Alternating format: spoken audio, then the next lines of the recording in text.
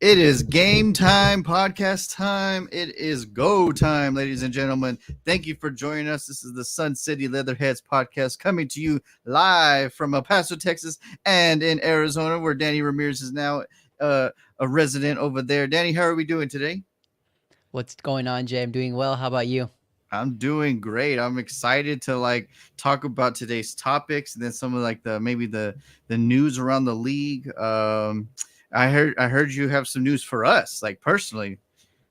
Yeah, just want to give a shout out to all the new followers that joined our page on Facebook. As I mentioned in previous episodes, right? Facebook now has a policy where we need up to 100 followers in order for us to go live on that platform.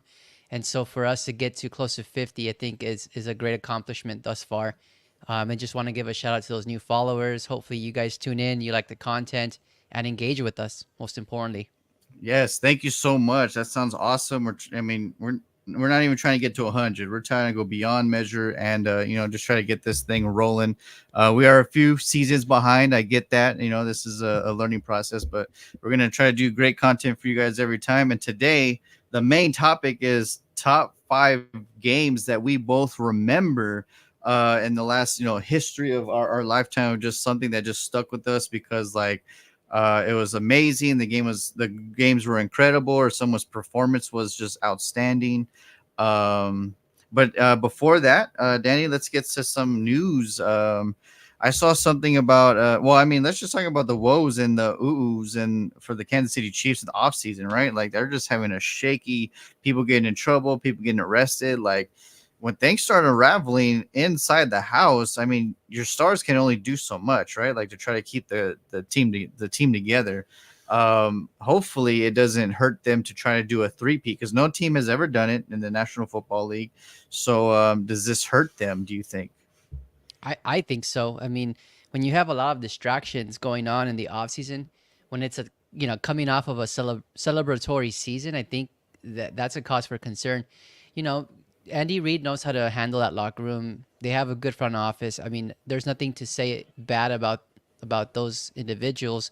But what I would say is like you just have a lot of distractions going into the season when, for example, you had Rasheed Rice get into a car accident, right? You just have to have better you have to have better motives in the off season and make sure that you came off of a successful season. You want to continue that. You want to build upon that, right? You don't see Mahomes acting crazy out, in the off season. He's focused. Yeah, he's doing some things he enjoys, but for the other players on the team, they need to be doing the same thing and have that focus on the three-peat, right? I mean, who wouldn't want to be the first team in NFL history to three-peat? So Right. all I'm saying is, there has to be a better focus in that locker room. And for what we've seen recently, it doesn't seem that there is that focus yet. I mean, Yeah. sorry to just thought of something right off the bat, but look at Kelsey, man. He's touring with Taylor Swift right now. His Yeah. mind is not in football either. Right. So And he even contemplating, he's been saying like, yeah, my window or my door is going to shut, in the near future. So who knows, maybe a year or two or something, like who knows if he's going to be gone, and we'll see how that dynasty lasts. And I actually hung out with a few Kansas City Chief fans yesterday because of a birthday party. And one of the things they brought up is like, are they still going to be in Kansas City? Like, you know what I mean? Like there's that too. Like, what's going on with the whole stadium and the issue of the city and all that true. jazz. So that's wild too. So yeah, the Chiefs are it's kind of it's one of those seasons where like you just win a championship and it rarely happens, but then like your off season is just so out of flux. It just like, it just maybe kind of like picks and pokes at the team where it shouldn't, and it'll be a negative thing later on. So we'll see how that Yeah. goes. Um, I saw something today when I was at work in the ESPN. So apparently in Tennessee or something, uh, one of the Cobb, maybe it's Randall Cobb, I don't know, but Randall Cobb. uh, yeah, it was Randall, right? So Randall Cobb's Hmm. house caught on fire. So then Yeah. his family, his wife and children, whatever, thankfully were okay, and then everyone's safe. So that's awesome. And she wanted, of course, the wife, she Mrs. Cobb, thanked the police department, everyone involved to helping them, and that's awesome. You don't want to see massive casualty, something like that. Especially like when, well, somewhere where we're close at, Rio Doce, New Mexico is definitely having those wildfires, and there's so much going on. So, our love and praise go to the fire department, all that helped the Cobb family, and then awesome that the Cobb family's okay, right? So, um, Yeah. so yeah, there's that. Any other news that you saw today? Also, Not not that I've seen. I think it's been pretty quiet on that front. I Um, not today, but I saw yesterday, 2 days ago, the NFL they informed every team that there's no going to be a supplemental draft this year, so no extra picks or whatever that how that works. It's kind of a weird thing anyway, but yeah, they've been doing it the last few years, and then people have kind of lucked into it. But now this year, I think one of the reasons why too is people are getting so many players from the UFL, and of course before then it was the XFL and the USFL. So I think that might be another thing, like give those guys a chance also, instead of just grabbing yeah. everyone from college, right? So maybe that's why their approach is like, we're not going to do a supplemental draft. I think so because you saw recently, right, that Cowboys I think tried out 4 UFL players recently. So I Right. think that's to your point that they're building up a pipeline of players that once the UFL off season comes into play, they're able to prepare for training camp or whatever that may be to try to get on a NFL roster. But maybe that's why. Perhaps you're right.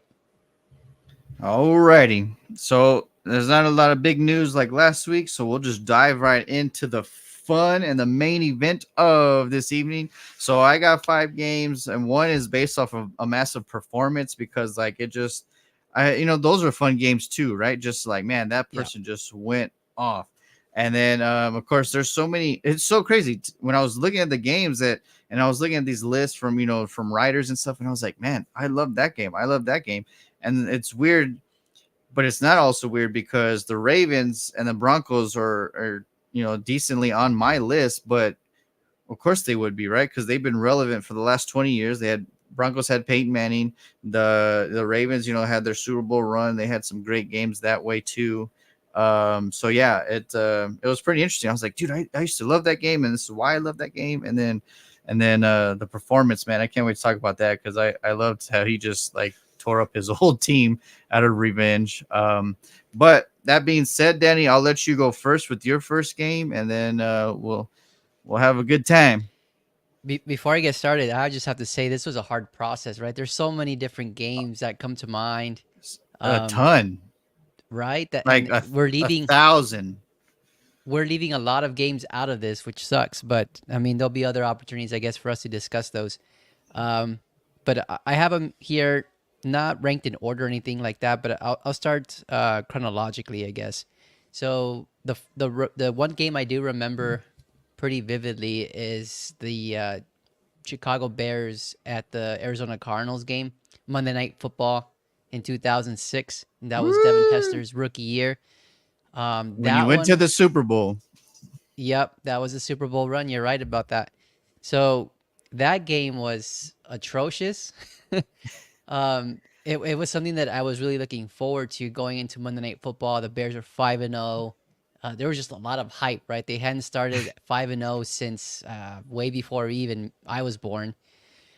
So for them to have that level of success, and they were dominating teams, early on. They blew Right. out the Packers 26-0 week one. They blew out the Lions. They had a close game with the Vikings. So there was just a lot of good games, good wins, and the defense was outstanding.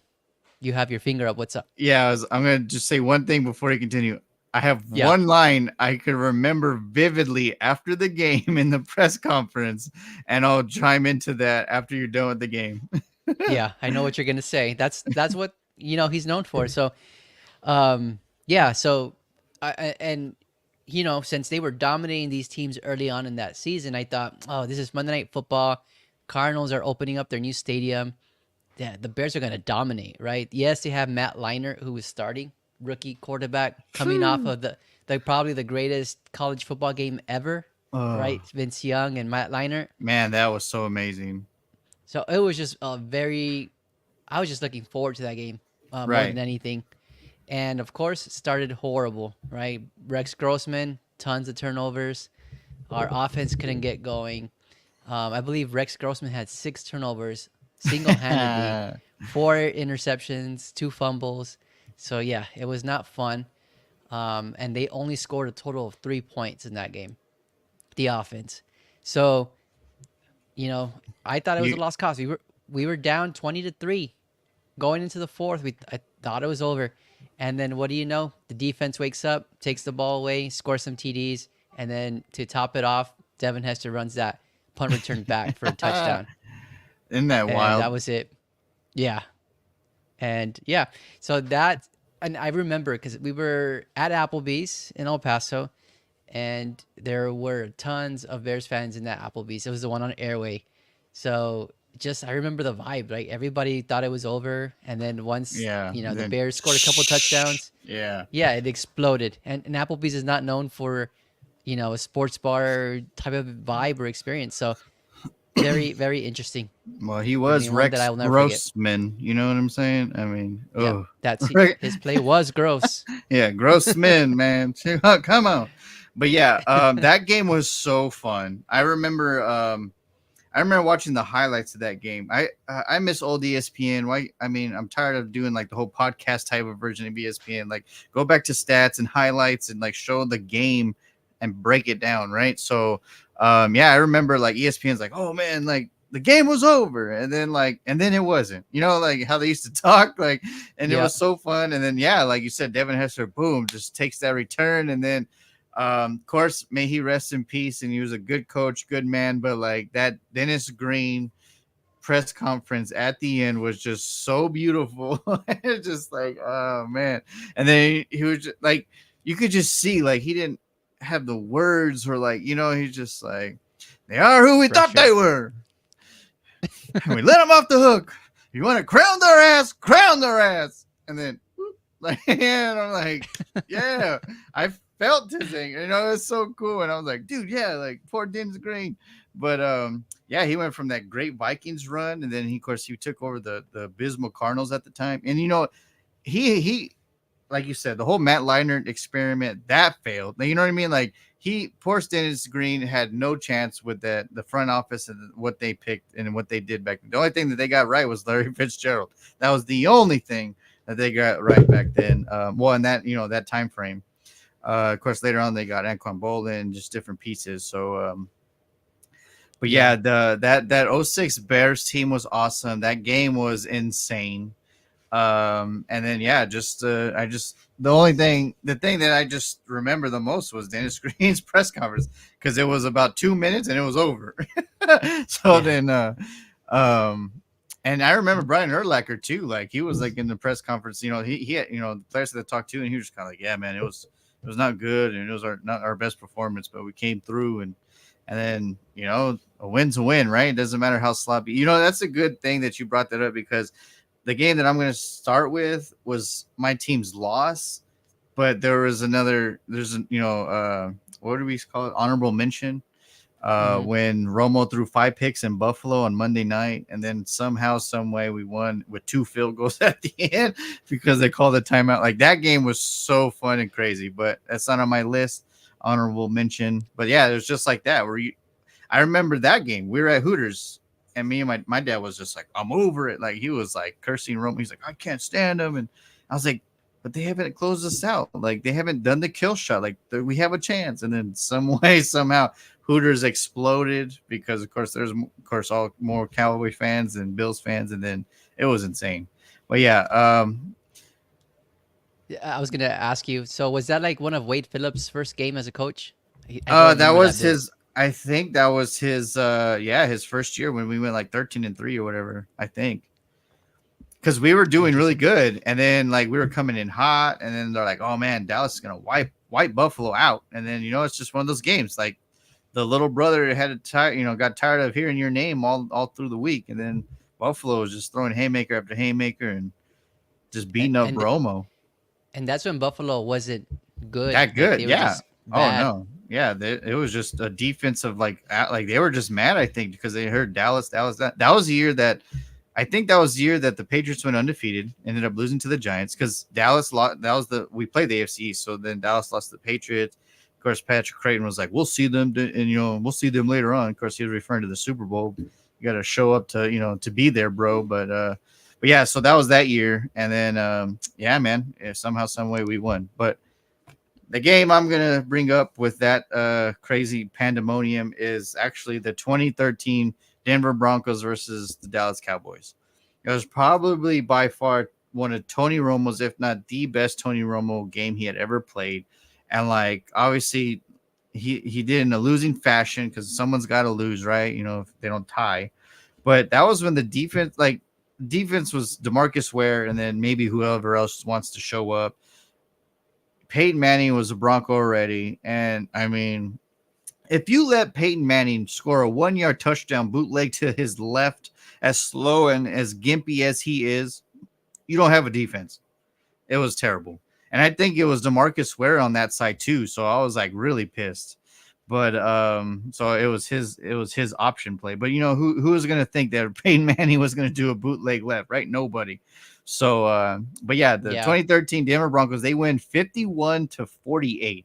Romo ended up with 506 yards with 5 touchdowns. Manning went 414 with 4 touchdowns. And like I said, when you have a defense that can't stop nobody, obviously, Denver couldn't really stop Tony Romo either. But I'm like, those are the games that Romo was like, oh man, Romo's going to fail again. Well, he had to score 30, 40 points a game in order to win a damn game. So, he's going crazy. 48-41. Cole Beasley scores a touchdown, 7:19 left. Of course, Dallas has no defense. So Peyton Manning methodically, drives down, scores another touchdown, ties the game. And then, of course, that's when the very next drive, Romo gets picked. I forget what happened, but I think he read the play. He collided with Witten, and I think the defender caught it. And then, of course, Matt Prater kicks the game-winning field goal to end the game. But I remember several plays, like Romo's gonna get, like I was like screaming, Romo, run, because he was getting. I mean, that defense, remember Elvis Dumerville, and Yeah. that Denver defense wasn't a joke. So I mean, that's the reason why they won Super Bowl. A year or two Let me later. let me list out some names real quick, just so that way our viewers can get some context. So they had Danny Trevathan, Sean Phillips was a monster on the D line, Uh, Robert Ayers, Malik Jackson. They had Raheem Moore, Chris Harris Jr. I mean, they just had a lot of yeah, Dominic and Rogers Cromartie. that's why they won a Super Bowl. Yeah. So anyway, I mean, I remember Romo was just scrambling for his life most of the game, and then he would throw like a 20 to 30 yard dart to either Witten or Beasley or Dead, and I'm like, oh, we have a chance, Like, I mean, he balled out, but of course, you got a winner or loser, and things happen. He ended up losing. Well, Cowboys ended up losing the game, 51-48. But I just remember sitting there. I'm like, damn. And that was one of the games that I truly told people, we need to change the formula of this team. This guy cannot score this many points and lose every time. It makes no sense. So that goes back to it. Like, Romo needed a defense, a coaching staff, a better GM, of course, obviously, but because that's the owner. But yeah, and then this game right here proves why I get frustrated, because Dak has had especially the last 3 seasons, has a way better coaching staff, way better defense, way better special teams. Like, he's had way better pieces overall to compete, and then he just doesn't show up in the playoffs. It's so frustrating. And you and I have talked about it, right? If we were to replace Dak Prescott with Romo on this team right now, Oh my you god. guys would have made the Super Bowl at least once in these Yes, last couple of like there's seasons. no even that rookie year with Dak, I think we would have had a chance, but he got hot. Romo did the respectful thing, like, hey man, like, you're the young kid, and you rode the whole season. Like, but remember, Romo came in one drive against the Eagles in the last game of that season, and he went from, like, I think he went 3 out of 4, scores a touchdown, and just walks off like nothing. He was calm, cool, and I think that calmness, that coolness, the veterancy is what we needed to play Green Bay that first game. But because course, we came back to tie it, and then of course they saw, they showed Aaron Rodgers still that stupid pass to the tight end. Like, oh, that goes back to that stupid defense. Like, what are you doing? But but yeah, I think Romo's calmness and him being a veteran at that time, I don't think we ever would have fell behind with Green Bay because of how high we were riding at that time. Yeah, I agree with you there. And But I was just looking at the stats from this game because I do remember this. This was a Sunday afternoon primetime game, right? yes, And the Fox 225 game, and yeah, so I remember it, and at that time, I believe the Broncos were having a really good year, right? They started off the year hot. right.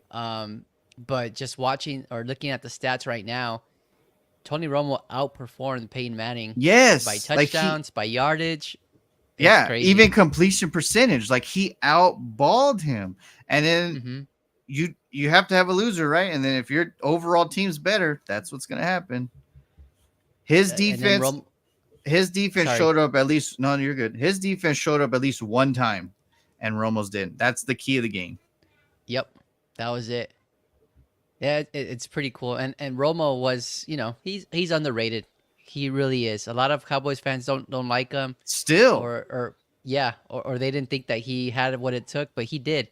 It's just he didn't have the supporting cast around him like the e- team that they have today. exactly. If he had a Parsons, a Diggs, like over and over, and then even a healthy Van Der Esch, because Van Der Esch was, it's so frustrating. But anyway, Danny, let's go to your second game because I'm about to unravel. All right, so I want to touch on the Steelers and Cardinals Super Bowl of 2000. Technically, it was 2009, but it was 2008 season. Yeah, break my heart. Uh, Here we go. I know the Sixburg, right? It's what you love to hear. Man. So it was the first Super Bowl appearance for Mike Tomlin, right? So of course we know that what's the Steelers had been to the Super Bowl. I think it was in '05 with Big Right. Ben, and won the Super Bowl at that time. So and that was against the Seahawks, I believe. So of course Bill Cowher retires. They get Mike Tomlin to come in and coach the team, and nobody knew what they were getting in terms of a coach, right? Mike Tomlin was with the Bucks Right. as a defensive backs coach, I believe. And I mean, he just ended up becoming probably one of the most consistent winning coaches that we've seen today. So that was interesting to see. And of course, that was Mike Tomlin's first Super Bowl win. The great thing on the other side with the Cardinals, right? It was the Cardinals' first time in the playoffs since 1998. And they had never been to a Super Bowl previously, right? I think they had just won a NFL championship at that time, prior to the Super Bowl era. So it was really cool. I mean, it was an exciting time. Even if you weren't a Cardinals fan, you were just rooting for the Cinderella team. And I remember that's what they considered them, right? People Right. were labeling them NFL Cinderella team. So it was cool. And then uh, Larry Fitzgerald, that's where he emerged. That's where he became the superstar, the Hall of Famer, right? I mean, he That he deserved game. he deserved every credit from there on out. And it wasn't the last time, right? There was another instance where the Cardinals made the playoffs, made the NFC Championship, and he performed again, all over again. But what stands out from this game, and it was crazy, right? Because it was at a time that Kurt Warner was relevant again, right? He joined the Yeah. Cardinals team. He was jumping from team to team, Yeah. found his success with another team. So just to see that team have success, that quarterback have success again, it was just it was interesting to follow.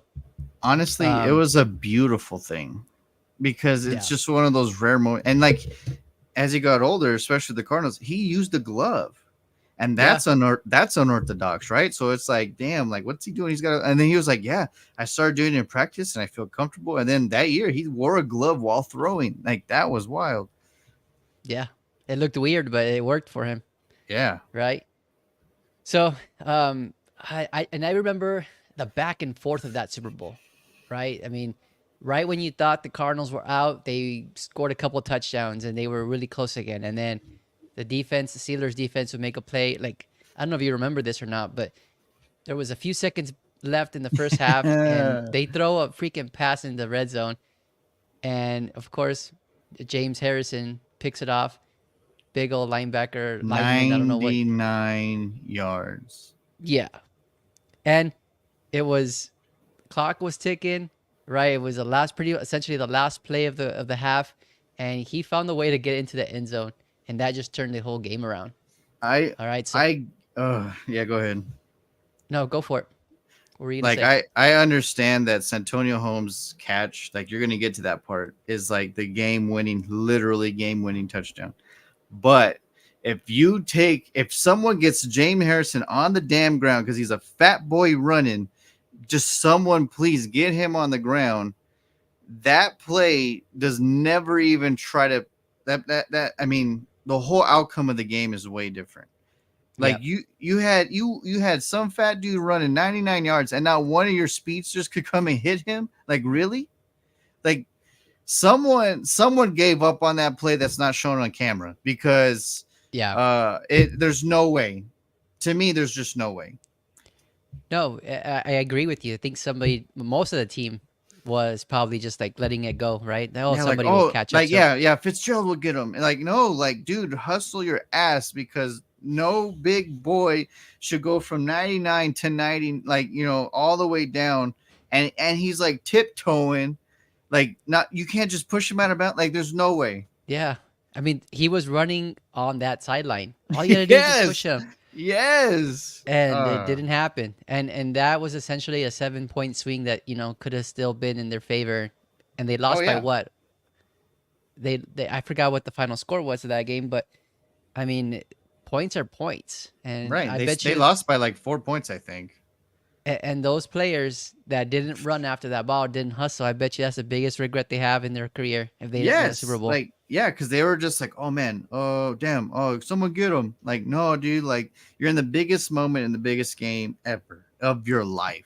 Like I remember, it's off a topic. Well, it's wrong sport, but I remember Cruz from the first Rangers team that made it to the championship, and they had a chance to be the first team to bring Texas Rangers, a championship, and he doesn't sacrifice his body to catch it with 2 outs on the wall. And I told my Yep. dad, I looked at my dad, the series is over. St. Louis is going to win the whole thing. And he was like, what do you mean? Like they're a game ahead, blah, blah, blah. I was like, the universe in sports just realized there's one team that's going to give everything, and then there's one team that's not. And now Texas is going to lose the whole damn series. It's over. And sure And enough, sure enough, next 2 games, whoop, whoop, like they go into extra innings. Cardinals win. And the very next game, peace out. yeah, I remember that vividly as well. That because that was, I thought that was it. I thought I was the like, Rangers we're were good. gonna I was win like, it. yeah. I was like, bring it to Texas. And then I was like, what are you doing, dude? I was like, you gotta give your life for that ball, bro. What are you doing? I don't. Live and If you would learn. have dropped it and still hit the wall, I would have been like, all right, bro. Like you Made tried. the effort. Yep. Yeah, but you didn't. And it's the same thing with the Cardinals Steelers game. Like not one person besides 2 or 3 people freaking ran after James Harrison. You're right. I mean, and it's funny, that we're talking about most memorable games because a lot of these games that we're talking about today had a lucky moment, had some Right. sort of moment where it dictated the rest of the outcome of the game, right? So, Everything. The it, history of life. yeah. So you just have to have that perseverance and I- capitalize on those situations or overcome those situations if they happen to you. right. Yeah. All right. Go ahead, Danny. Keep going. All right. Now, so, we're talking about memorable moments and memorable games, right? So, memorable moments for this game specifically is that play, James Harrison picking that ball off, running practically 100 yards the other way for a touchdown. And then the second thing is the Cardinals coming back and in the fourth quarter Oh, throwing what looked like a slant to Larry Fitzgerald, and he just outran everyone. wasn't like And 73 yards or something. yeah, it was outrageous. It was a long play, and he looked like he was playing with little kids. It looked Uh, like it was Madden. Like he caught it and they were this way and he was like, pew, and then they just disappeared. yeah, and then I still remember like his celebration. I still remember him looking up at Yeah. himself and the jumbotron, running for that Yeah. touchdown. Like those are all things that I'll never forget. Yeah. He's just And of like, course, the last play that I remember vividly is that corner touchdown pass to Santonio Holmes where he's tiptoeing and stretching out as far as he can for that touchdown. That was just an amazing catch. Never seen anything like that. Yeah, we've seen tiptoe catches on the sideline, but not for a game clinching, Super Bowl clinching touchdown, which Yeah, it was was just the amazing. second. What sucks, it was the second version of the catch. Yeah, Steelers or 49ers Cowboys. Like Dwight. it hurts Dallas twice. You know what I mean? Like, oh my god. But yeah, I mean, hats off to him because Ben was like, "Ugh." Like Yeah. I promise you, Ben was trying to throw it out, but he didn't want to get like intentional ground work, so he was just like, let me just throw it by him because he was getting blitzed. He was like, "Ugh." And then like Holmes was the one that was just it's just so perfect, like pink. And, he just cupped it, and then forever a legend. You know what I mean? Like, good for him. And he went from the Jets to there to win a Super Bowl. You know what I mean? Like, so even cooler for him. Yeah, no, and it's funny, just real quick to end this game here, but it's crazy that the Steelers have so many good wide receivers that they draft and develop, and they have success Sheesh. with the Steelers, but once they go anywhere else, it's like you The never hear. history Yeah, and the history of Mike Pittsburgh. Wallace. Yeah, all of them. Mm-hmm. The only one, the only one that had success, and that's because he went to Super Bowl champion. That was Plaxico Burress. Yeah, that's true. He's the only one. But out of everybody else, you're right. Like, I mean, Antonio Stupid Brown, and then like all these other ones like that just flop at the end. And you brought up Mike Tomlin, which is a good thing. I still think that he's still underrated to people because yes, they're consistent. He's never had a losing season, but he won the Super Bowl. He's won what? One Super Bowl, right? That's the Cardinal Yeah. game. Mm-hmm. He won with Cowers boys. You know what I mean? Like he inherited a championship team, just like Barry Switzer with the Cowboys, right? He inherited a championship team. So it's one of those like, is he amazing or is he just good enough? And I think a lot of people are like, man, because my cousins, I think my cousin's kind of over Tomlin too. She's a Pittsburgh fan, and she's kind of like, man, can we just stop like just being good enough and just actually like going deep somewhere, kind of like the Cowboys. And but yeah, so like people are like, man, he is a Super Bowl win champion. I was like, yeah, but there's a lot of teams that inherited a team, and he's one of Yeah. them. And he kind of lucked out. Like they hired him. They had a great ownership, great GM. You know what I mean? They had a great foundation. So it's like, hey man, we have a great foundation. All you gotta do is steer the ship, and if you don't Yeah. crash it, we'll be fine. And what happened? 2-3 years later, they won the Super Bowl. So I mean, and to that point, I guess it's unfair, kind of, I guess, to rate him because of that. But I mean, just to win, continue winning, being I the think he's having great. I do too, but he's not getting any help, and it comes from the front office, right? They No, put offensive coordinators that are not the most capable in running, a good offense, and I think they've wasted a lot of Big Ben's years just rotating offensive coordinators. and going back to the Kenny Pickett thing, I think they got hyped too much of their own neighborhood because he was in Pittsburgh. He's Pitt, like bring the kid home or keep the kid home. And I'm like, they reached on that just because it was the hype. Mm-hmm. There's a lot of teams that do that too. Like, hey man, like there's some hype, man. I don't know. And then they're like, they reach. Like Bryce Yeah. Young, Alabama, Frank Wright, and all them wanted CJ Stroud. And then of course Tepper's like, no, Alabama, bro, SEC. And then boom. I mean, I think the head coach only has so much power, right? And if he's not getting the support from the front office, because I know Mike Tomlin probably has, some say in who they pick up, who they draft, and all of that. But at the end of the day, it's the GM. Yeah, it's the one guy that says, let me call him. Let me say the name, and like Jerry Jones. Hello. I mean, I've heard, like that's one thing. Like there's rumors saying that Mike McCarthy's tired of Jerry Jones. Like, well, who the hell isn't? If you're a Cowboy, like who the hell isn't tired of this dude? But yeah, that's a great game, Danny. Like it it's a great game, but it hurts because I'm like, there's two plays in that game that crushed.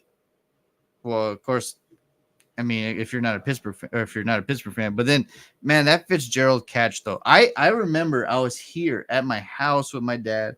I was watching it with him and Cesar. I went outside and I was screaming because I was like, it's over. Fitzgerald just like he's gonna get MVP. Like, you know what I mean? I was like, it's like I was so ecstatic. And then that happened, and I was like, what are you doing? Like, how do you like? It was just Santonio Holmes. Hats off to you, bro. Like, cause like you were there at the perfect time, the perfect place, and with the perfect fingers to latch that ball. Yeah, that's not an easy catch, especially with somebody No, right on your back. two people.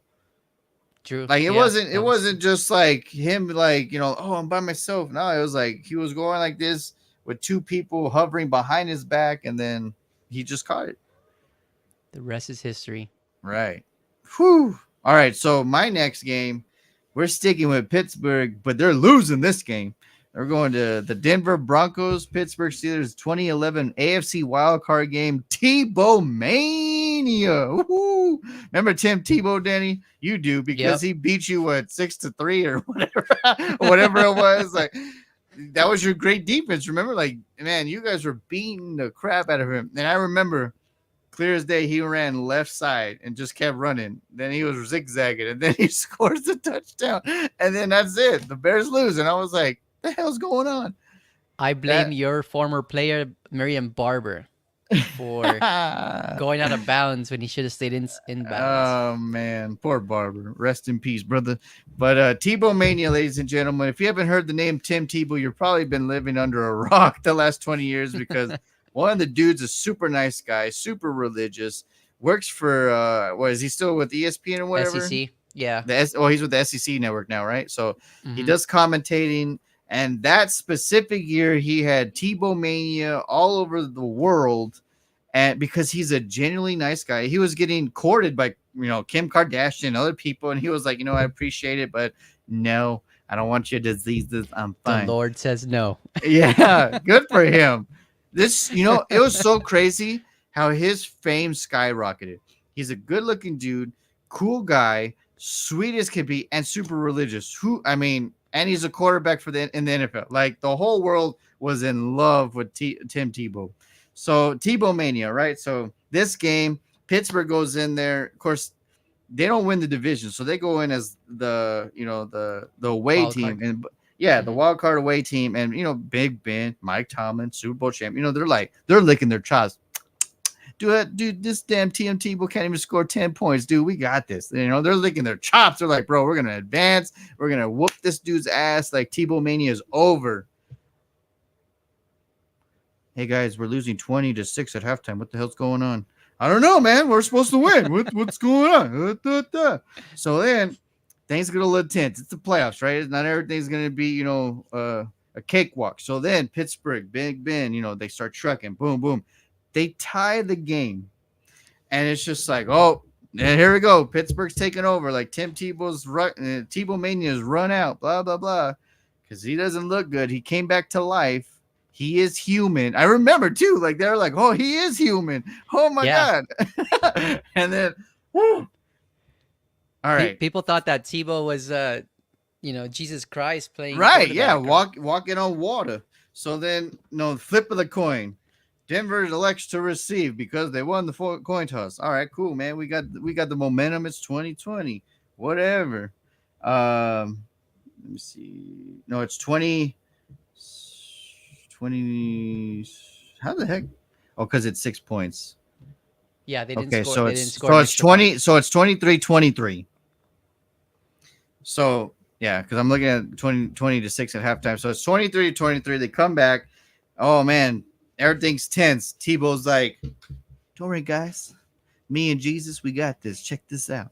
And then he hikes it, throws a perfect dart to the crossing slant to the rest in peace Demaryius T.D. Thomas, grabs it. And like you said, Fitzgerald with the Super Bowl, he slants this way, dodges everyone, goes stream up the sideline, and he's gone, and everyone's going nuts. And it's weird too. We talked about the Bills and Cowboys Monday night game. I was at Hooters for that game too, and I was screaming because, of course, I'm not going for Pittsburgh. I'm a fan of Tim Tebow because he's a nice guy. So I'm going, and some of the fans, even my dad were kind of like, well, damn, well, they still have a chance to score. It's like, no, it's over. Like, the game's over. And then they're like, congratulations to the Denver Broncos. You advanced to the playoff. And then everyone's like, wait, what? Yeah. And then I remember the Pittsburgh Steelers were kind of like, the game's over. What the fuck you mean? And then Demaryius Thomas, I think he threw his helmet, or the football. Bless you. But yeah, it was the craziest thing I had ever seen, like in a playoff in my adulthood, because I'm very focused on the game now. I'm following it like nobody's business, like we do now. And I'm like, this is the coolest thing ever, because Pittsburgh people are talking crap. There's no way Tebow Mania that can't even score more than 10 points in games are going to win, blah, blah, blah. And not only did he score more than 10 points, he scored 29, and he beat you in overtime with one pass. And it's actually the quickest, shortest overtime in playoff history victory. I didn't know that. So, because they elected to, well, they did a touchback. So there's no seconds. So it was the quickest, boom, boom. We're out of here. We won the freaking game in playoff history. Isn't that nuts? It is. And there's things that make these games memorable, right? And it could be that. It's the way that us as fans, as NFL fans, we don't have to be the team's fans either. Right. But like there's times where, I mean, the Steelers, you talked about it, right? They were the favorites. They had the success in being in the playoffs most recently. You on paper, you mark them down as a winner, right? So right. for this to happen, for the Tebow Mania to be going on, the season earlier, and then people actually became like believers of Tim Tebow, like, wow, he can lead a team, right? Yes, he's not the most impressive quarterback throwing the football or anything like that, but he can lead a team. He can make his team believe, and that was it. That was a play that made people believers. So yeah, that's memorable. It's a good one. I like that one. So going back to the quickest thing ever, I saw this recently and I had forgot about it. So Dallas has the quickest score in NFL history, and that's only because Bill Parcells knows Andy Reid likes, Andy Reid is tricky. So of course that was when he was with the Eagles, and Bill Parcells told his special teams, he's gonna onside kick in the kickoff, so be ready. And for some reason, a few of them listened. So that, what's his name? Forgot his name. Jake Elliott or something. Yeah, he does an onside kick to start the game. But Dallas was ready. And I think his name was Antoine David Akers. Yeah, back then. Yeah, because Jake Elliott now, right? So it's David Akers back then. So, yeah, David Akers onside kicks. And I think his name was, he was a nobody really, but a special teams guy. His name was Antoine Randall Williams, I think. And I remember his last name was maybe it was just Randall Williams, because he had both his name on the back for some. Yeah, it was pretty wild. But yeah, he catches it, scores in 2 seconds, because they had to start the clock as soon as he grabbed it, and he just took off. And I was like, so he took the onside kick back? I don't remember that. Yeah, so it's the very start of the kickoff, right? The very first part of the game. They onside kick it. He grabs it, but he grabs it running, and he's just. Oh. So then the guys are having to start the clock as soon as he touches the ball, right? So he's like, dink, and then by the time they get to it, he's like literally in this end zone 2 seconds. So it's the quickest score in NFL history, and there's no way it'll probably happen again, or how do you break that? It's probably not going to happen. Yeah, well, yeah, and then also it's more technologically advanced now, right? Everything's kind of operated a little bit differently back then, but that's you taught me two new things today. I didn't know that. Yeah, it's wild. So yeah, I had forgotten about that play, but then when I saw it recently on Instagram, I was like, dude, this play. So of course I saved it, because I was like, I remember this play. I remembered vividly watching. I was like, it's like he's got it. He scored. You know what I mean? I was just like, it was so quick. I was just trying to figure out what the hell was going on. And then the commentators were like, Bill Parcells up to his him knowing Andy Reid's gonna try to pull the trick off, and sure enough, it worked in our favor. But you need to show me that one. Yeah, it's such a cool clip, man. All right, Danny, your third game, right? This is your third game? Third game. Yep. My third game. again, going in chronological order, it's another Arizona Cardinals game. This one is in 2015. It's the Packers at the Cardinals in a divisional playoff game. Oh, Uh, the Hail Mary yeah, and so there's just a lot that goes into this game, right? So, for of Arizona. course, we talked about Kurt Warner, right? We talked about Kurt Warner being kind of revitalizing his career in Arizona. Same thing in this case here with Carson Palmer. Oh, He had retired, came back into the league, and played with Bruce Arians in Arizona. So he had much success. I mean, they had a really good year that year. Um, but the Packers, man, Aaron Rodgers, he's a magician back there, and he made a couple beautiful plays. Just when you thought the game was over in the fourth quarter, the Cardinals were up by a touchdown. I believe less than a minute was left, and the Packers were starting like within I think within the 5 yard line, and Aaron Rodgers just kind of does what he does, rolls out of the pocket, throws, off platform and oh, right to Jeff Janis, and of all the people, right, you had Jordy Nelson, Nelson. uh-huh. You had, I'm sure you still had James Jones at that time. So I liked of all the him. people, yeah, he was underrated, right? We're talking about underrated people. That's who he is. Yep. Probably the most underrated receiver. But Jeff Janis makes that beautiful midfield catch. So Jeff of Janis. course, you know, there's seconds running off the clock. They're gonna get ready to line, get ready to spike it, but then there's a penalty, right? Nobody's ready, nobody's all set. So again, it puts the Packers back, and I believe at that time there was 12 seconds left from the probably 50-yard line where they needed to throw a Hail Mary. And Aaron Rodgers, kind of the same way that he did it, previously with the Jeff Janis catch to midfield, he does it again to Jeff Janis, this time in the end zone. Um, and he catches again, a beautiful ball and over two defenders, and one of them being Patrick Peterson from the Yes. Cardinals. So they tied it up. They go to overtime. And then again, Larry Fitzgerald wakes up in the playoffs and has a big, big catch, taking them all the way to like the 5 yard line. And they punch it in from there. I think it's like a little pitch to Larry Fitzgerald. He gets in, they win the game. Right. But the most interesting thing about that game is that Aaron Rodgers did that twice, right? He had two Yes. game-ending, one to win in Detroit, and it was a Thursday night game. I remember that vividly. And it was to their tight end, Richard Rodgers, that's kind of was backing up and Right. just caught it at Seattle.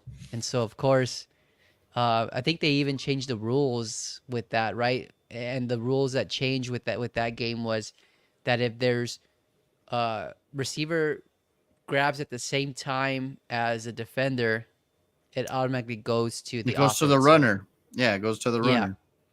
So they solidified that rule after that game, and then That was again, the messy refs. Remember, that was the this tier 12 refs that Yeah. were. Oh man, they were so atrocious. Oh, that's true. I forgot about that. You're right. Um, Yeah, it was Now when I'm the thinking refs back. were on strike. Yeah, that's true. Well, they didn't do a good job that season. But you know what? But that game though, I remember. You're right. They're like stupid Rogers like does the Hail Mary, boom, like pandemonium, and then the Cardinals come back and just score, and it's over. And it's like, Yeah, what? and it's kind of back to the point where we were talking about the Steelers, right? We seen Aaron Rodgers do this over and over again, and we thought, oh, they just tied it with It's no over. seconds left. Packers are gonna seize the momentum and win the game, but no, like the Cardinals had a good coach. They had Bruce Arians, so he had him ready to go to start that overtime, and the rest is history. But that's something that I won't forget. And I'm Man, sorry, I think I said Seahawks earlier, but I meant to say the Lions. That was against the Lions on Thursday yeah. night. But you went from the Lions, and then you were talking about the ref scandal The thing. But Seahawks. yeah, that Yeah. was the Seattle Seahawks. But yeah, that I remember. Damn, I had forgotten about that game, but now I'm remembering it. I'm like, just the fact that the Cardinals just kind of like was like vroom, vroom, and it was over, and you're like, wait, what Yeah. happened? Like, what just happened? I thought I thought this was gonna go longer, and then I remember Aaron Rodgers' face is just kind of like, you got to be kidding me, Yeah. because But that's the he's beautiful. Go ahead.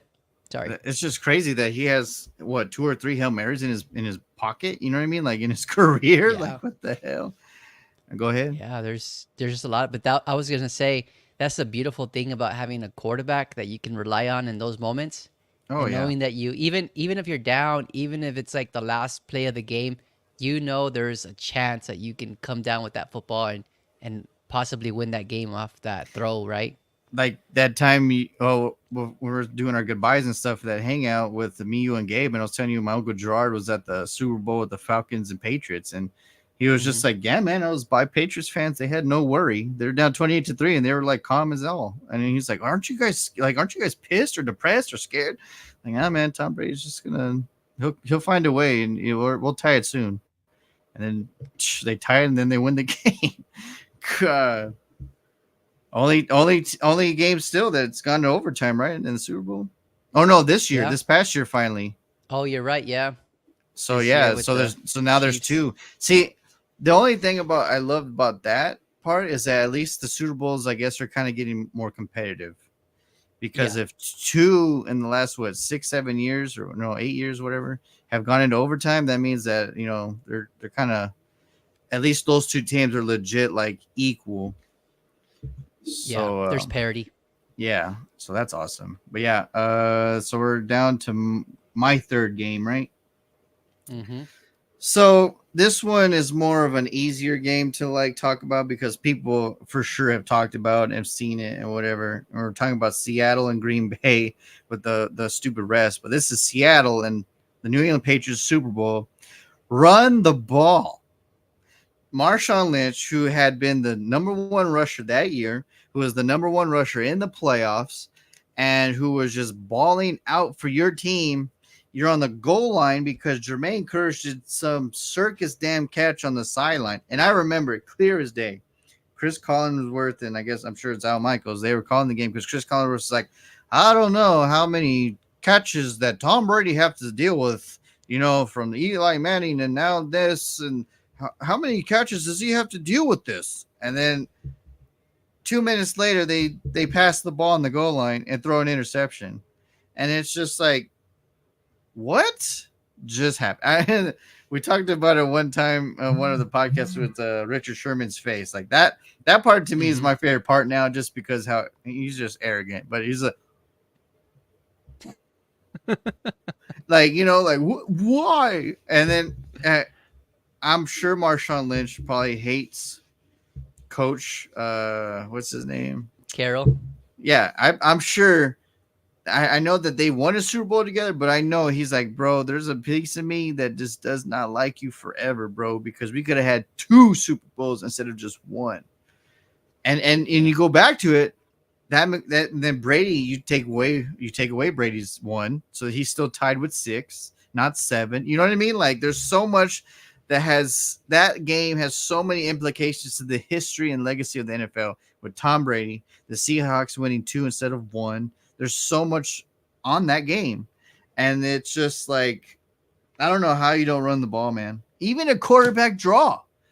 I mean, because you just do that inch by inch, you're going to score a touchdown. Like, but the fact that you pass the ball, Malcolm, and Yeah. we're talking about Santonio Holmes and like those plays where you just have to be that one guy that's at the right place at the right time. Let me go take it for us, right? Malcolm Butler's like, oh shit, they're passing.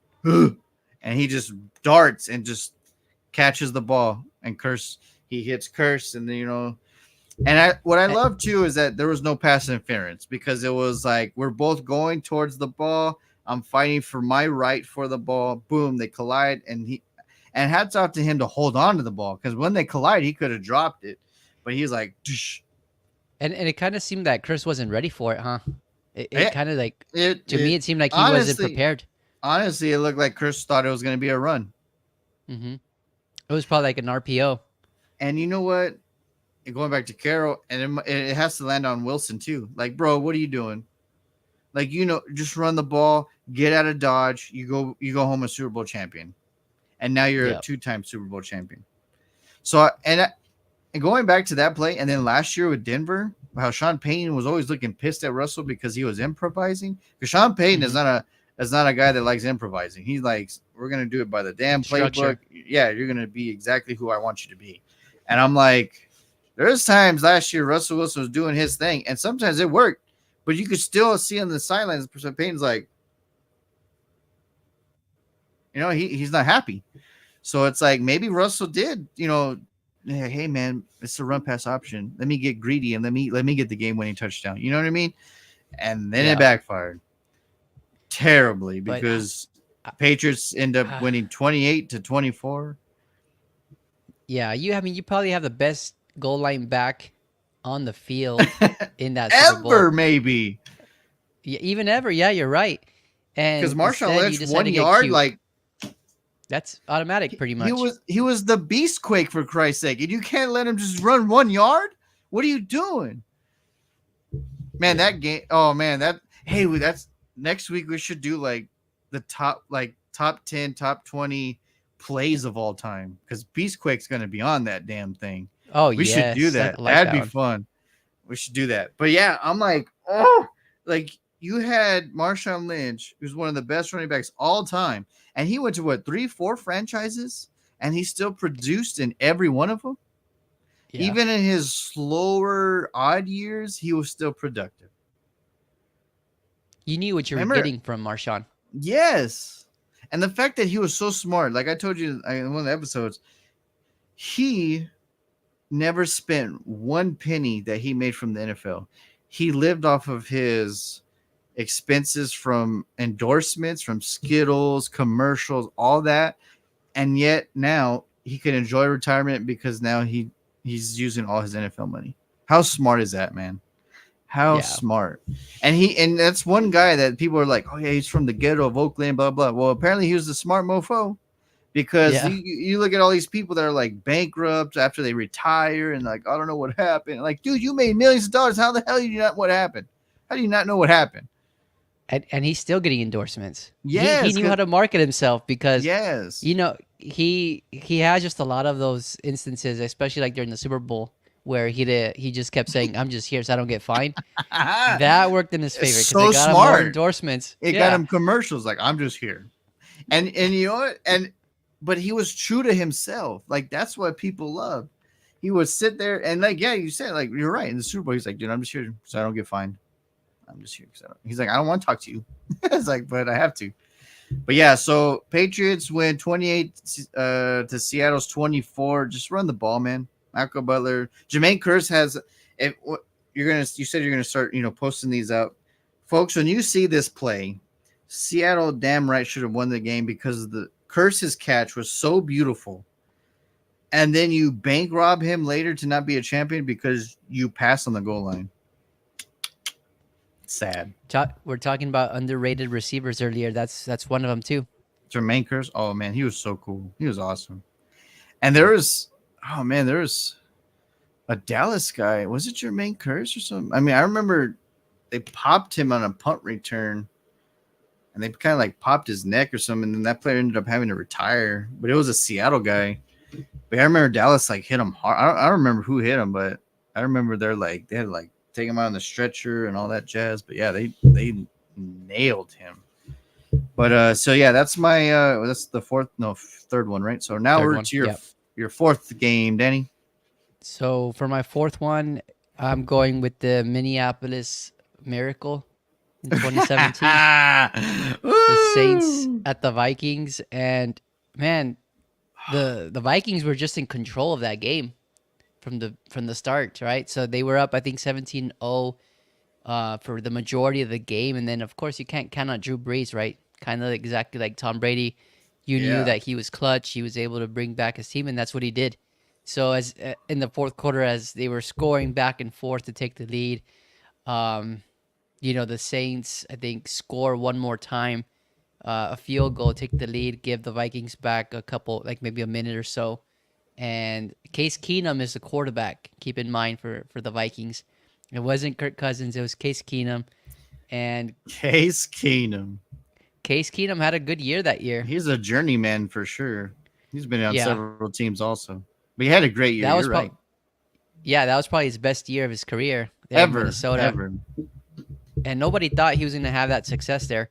So he was a quarterback, and there was just several instances in that game where you thought it's over. The Saints just scored. It's gonna be Drew Brees' game to lose.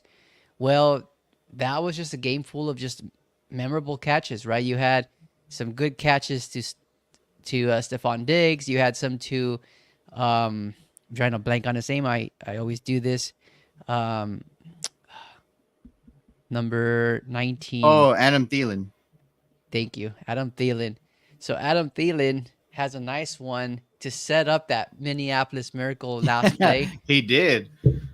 And so he set him up. He went out of bounds. He did what he was supposed to do. And on the next play, there was, I think, like a few seconds left, maybe 7 seconds left. Case Keenum throws a sideline pass to Stephon Diggs, and there was two Saints in the area. All they had to do was just grab Stephon Diggs, keep him in bounds because they had no timeouts. The game would have been over. But no, the Saints defenders run into each other. Stephon Diggs come down, just turns around. He's like, "Oh shit, there's all this green." Takes it up to Saleh for the win. As he's crossing the end zone, time expires. Like, it was just like the most lucky, perfect play that could have happened to the Vikings. And going back to the, like you said, the defenders, right? That play is set up to go out of bounds. Like, you're gonna catch it, try to like leap over. Let's try to get a field goal, right? Well, he catches it in bounds, and he's like, "Oh damn, I'm in bounds." Well, the Saints are trying to come at him. Well, he shimmies. They go like this, and he stays upright, and he's like, "Oh, ugh." And then yeah, like you said, the rest is, and then he's throwing his helmet. Like, what was the best part of that play is that they were in Minnesota. Because if it happened in New Orleans, imagine how quiet that stadium would have been. Like, it would have been like, we just, like, it would have been terrible for Saints. But the fact that it was your home team doing that miracle, just, and you know what's crazy is that, like, I guess, well, that Minneapolis Miracle is Minnesota's redemption too, because the Hail Mary play was invented against Minnesota. So think about that. Roger Staubach to Drew Pearson, it was against Minnesota. Minnesota has the weirdest things, man. Like, they have some of the greatest plays ever happened to them, and then some of the worst plays, because Tony Dorsett's 99-yard run is against Minnesota. They're a very unlucky franchise when it comes to the playoffs. Like, we know them for the missed field goals right at the end of games. God. Yeah, they're like their luck is the worst. So this was their redemption play of the playoffs. Yeah. Man. Prior to this, there was never really a play that they could think of that was a positive play for them. Even the 60s, 70s Purple People Eaters, like they couldn't get over that hump. You know what I mean? And that defense was amazing. Yeah. And then I think Minnesota was the wrong play game. Like, it was right. It was Jim Marshall, the Minnesota Viking. Jim, you went the wrong way. Like, I forgot about that.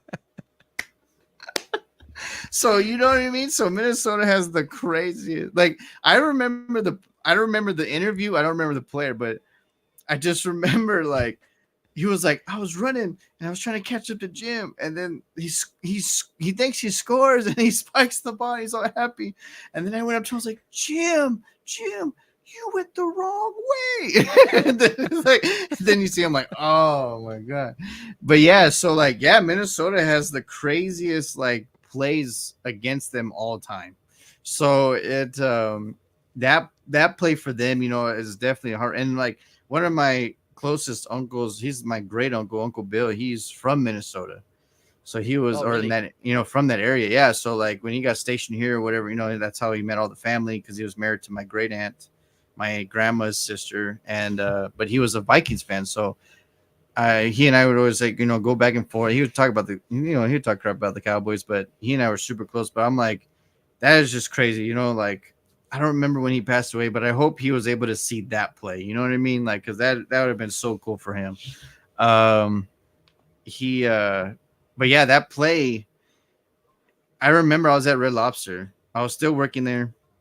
And I remember Simeon, who is Sims is a Saints fan. So of course he's like, oh, oh man, the momentum's on our side. And he's loud, like he's a cool guy, but he's one of those guys. So he's like, oh man, and then he's like, I just hear him like, oh, what are you doing? Oh man.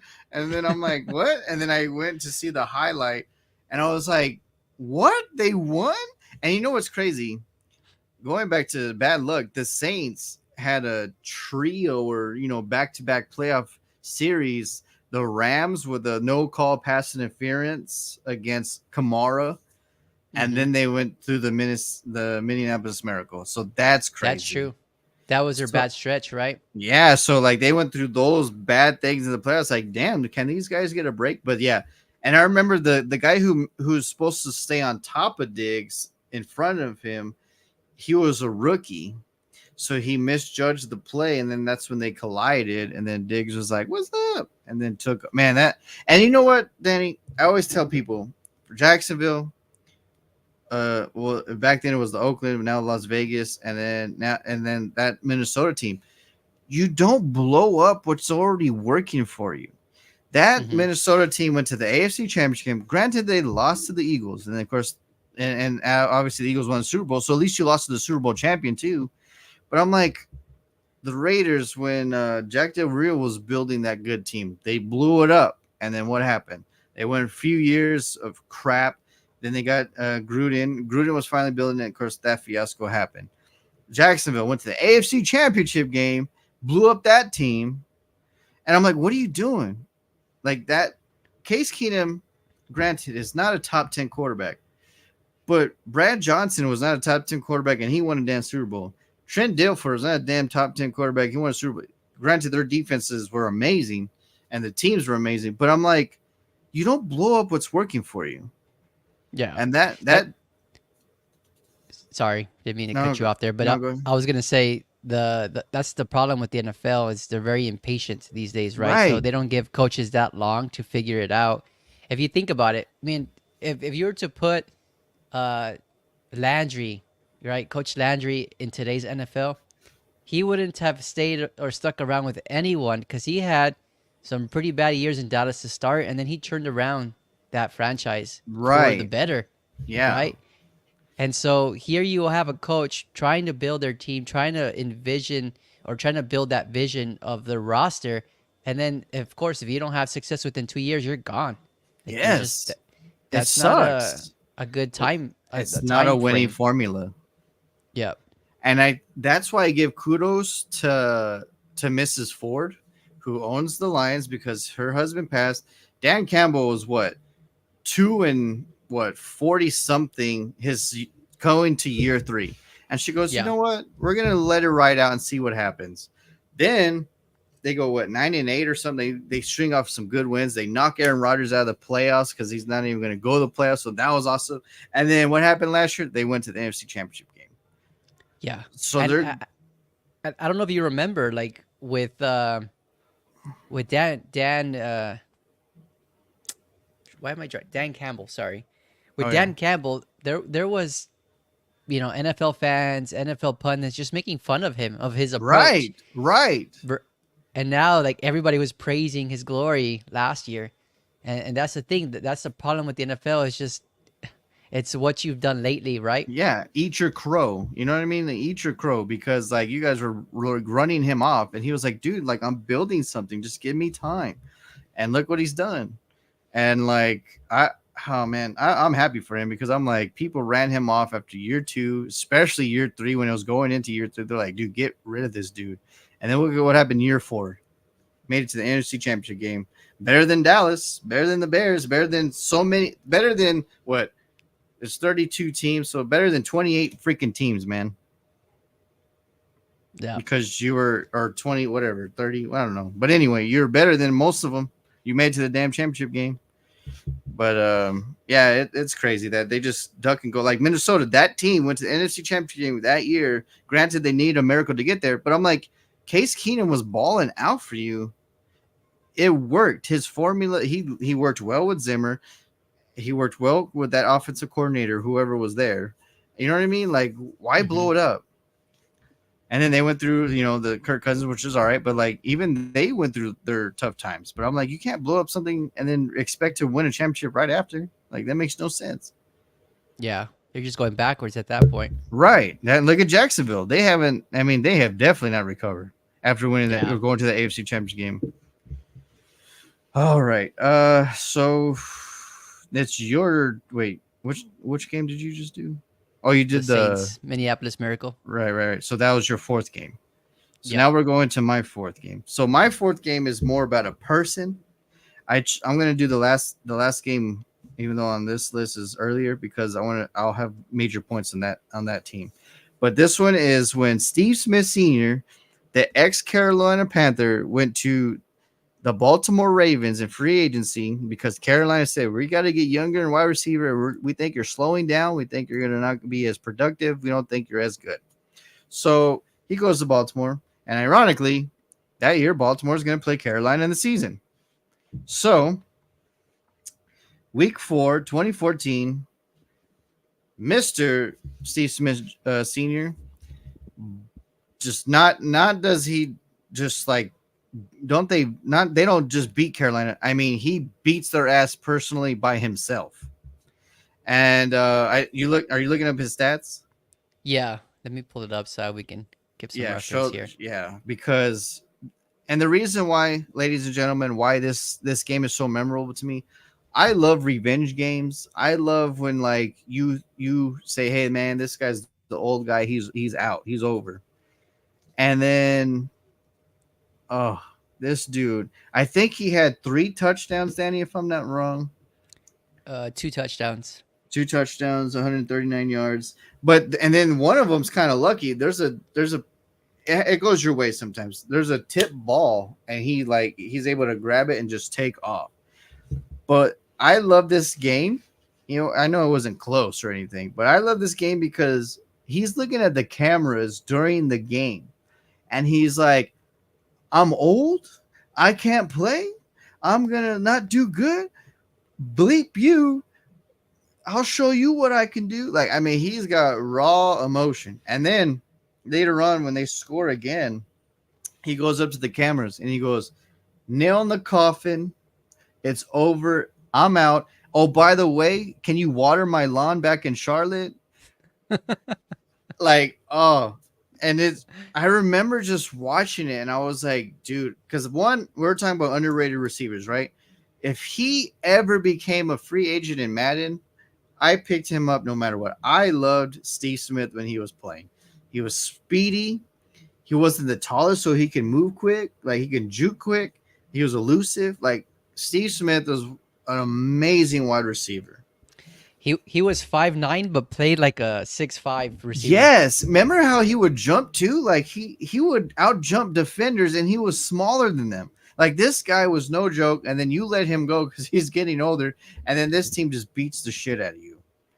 Yeah. And he does it at a revenge, like, which makes it even better. He's just like, and going back to this, Danny, I don't know if I doubt anyone broke it, but when he played after this game, he was the oldest player in NFL history to rack up over 400 yards and like 6-7 touchdowns in that time span to start a season ever. Really? Not Jerry Rice, not Terrell Owens, not anybody in the history of the game. He was the oldest player to have that many yards and touchdowns to start a season as a receiver. I gotta take a look at that. I didn't know that. Yeah. You're teaching me some things today. Bro, he balled out that year. And I think that was, Yeah. I think what sucks, I think that was like towards the end because I think he got nicked up the next year or something. Yeah, but he did. But yeah, that year he just like, oh, but yeah, I just. Go ahead. Sorry. Go. No. So Go ahead. Like, I keep interrupting you today. No, it's okay. But Steve Smith, man, I have some bad memories of him, like just giving me heartbreak, right? So 2000, I want to say it was 2003 or 2002, one of those 2 years. Following the Rams, right? Of course, it was kind of at the end of their success as a team, but he single-handedly beat the crap out of the Rams in the playoffs. I think they even went to overtime with the Rams, and he ended up taking a freaking slant all the way to the touchdown. And that was the end of it. That was a wrap. He sealed that game. And then the following or a couple of seasons later, it was the Bears. I think it was in '05. Bears, Panthers divisional game. Chicago, of course, was the second seed that year. So we were playing at home. This guy beat Charles Tillman so many different times with his little route running, and Uh, of course we lose that game when we were the favorites to win. So he's so good and he's so he's underrated. amazing. Yeah, And going back to the Rams Panther thing, that's the year they probably went to the Super Bowl. yeah, I think so. You're right. So With Jake because they, Delhomme. yeah, Jake Delhomme, man, Mr. Jake, dude, Jake Delhomme, man. I remember me and my cousin Chris were at my mom's house. I don't know why we were alone. Like I guess we are just in those like teenage years because we are in high school, right? We were like freshmen or sophomore and didn't want to be with anybody else. I don't know why we were alone, but I remember we're watching Super Bowl and it was so boring at first. It was like 6-3, Yeah. 3-3, whatever. And then 5 minutes before halftime, Brady scores, Delhomme scores, Brady scored, and we're like, "What the hell's going on?" Now there's touchdowns everywhere. And then Mushin Muhammad, remember that dude? Like him and Steve Yep. Smith were so good together. And I forgot their tight end's name at that time. There was like a Peel or Pete too, like a Peel. I don't know, but I was Oh just yeah. like, yeah, right. Like there was like a Peel or that was something like that name. Yeah. But yeah, Steve Smith, man, he was anytime he was a free agent in Madden. I don't care which Madden I had. I'm signing him because I was like, bro, you're one of my truest. Like I was such a fan of him because he played, like you said, he was 5'9", but he played with such a heart and the tenacity. And then when your team lets you go, and then you just beat the crap out of them on national TV, and you're just screaming their name on the cameras, like to me that was like the greatest revenge game ever. Yeah, that's why I respect Steve Smith a lot. Even as an analyst, I respect him and his commentary and his analysis because Right. he just knows. He knows what to look out for a receiver to have success, right? And I don't know if you remember this last year, but Jerry Judy was playing on Thursday Night Football, I want to say on Amazon, and Steve Smith went up to him, and I guess he was critiquing him, giving him some tips, and Jerry Judy took it the wrong way and started talking some shit. Oh yeah, So I remember that. so Steve Smith, of course, went on air and he wasn't shy Blasted about his it. He ass. told He blasted yeah, his ass. he told everyone about it. And so, I mean, if a guy reacts that way negatively to like support or advice, Yeah, like why would you want him constructive on? criticism. Yep, exactly. And that's probably why Denver's not with Jared Judy anymore. He's immature. Yeah, exactly. And now he went to Deshaun Watson. Oh man, let's see how that goes. I know. But you know what? Like, that's why I love Steve Smith. He's real. He's raw. You know what? He's the Honestly, he's the epitome of Charles Barkley in the NBA of analysts because he's gonna say what he feels, say what he wants, and he's not gonna be shy about it. And then if you take Yep. it good or bad, that's your problem. You know? And like that's what Steve Smith is. I love him. Like I've That's a good. always loved him. That's a really good comparison. Good job for that. That's exactly what he is in the NFL world. He's Charles Barkley. Right. And he and honestly, he is Barkley too because they never won a championship. Like, and they were always so close. You know what I mean? Like, oh, Steve Smith was such a dude, man. I love him. But yeah, Danny, let's go to your fifth and My final fifth and one. final. Woo, woo. Oh, I'm going to go with the 2021 divisional game between the Bills and the Chiefs.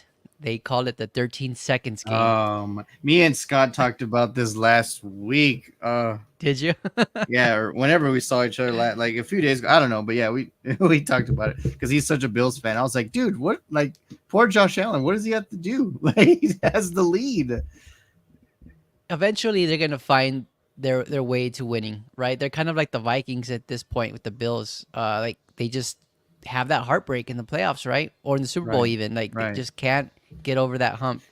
But I mean, they're there. They're building that team slowly but surely. They're rebuilding now, but eventually it's going to be a really good team. But nonetheless, with that game specifically, that was kind of like the game that solidified who Josh Allen is or what his potential is as a quarterback, right? That, Yep. I guess, catapulted him into stardom, I think. No one thought, of course, the Bills were going to win that game, but just the way that they went back and forth in the fourth quarter, it was kind of like what you were saying earlier with the game starting off slow for the majority of the game, and then the fourth quarter Right. hits, and bam, bam, everybody's scoring. That's Yes. exactly how Yeah. this That's was. Yep. And so, for those of you who haven't seen this game or the highlights, I recommend to go see it, because there's just a time where Josh Allen hits a late fourth quarter touchdown to take the lead, and right when you think it's over, maybe the Bills are gonna win this, Tyreek Hill, bam, takes a simple pass, route all the way to the touchdown. And of course, shows his speed, gives the deuces, and that was it. And then right when you think that was it, right? Oh, Chiefs, nobody's gonna knock them out. Bills come right back, take the lead, and I think at that point there's 13 seconds left uh, in the fourth quarter. The Chiefs have the ball in their 25, and all they gotta do is just prevent them from reaching the field goal range. And 13 seconds left, mind you. I don't even think they had a timeout. I don't recall, but they didn't have too many things to stop the clock. So of course, Bills get too cute, right? They are really scared of Mahomes, so they send everyone back. I think they only rush 3 people, and Mahomes just carves them up all the way till they get to, you know, field goal range, tie it up, and then of course they didn't give Josh Allen another opportunity in overtime. So the Chiefs win it, right, with the touchdown. So that was a heartbreaker. I remember that because, oh man, I just was in awe of all the back and forth it was scoring, and it such a was, crazy game. yeah. And And Josh I think Allen, uh, go for it. like What are you gonna say?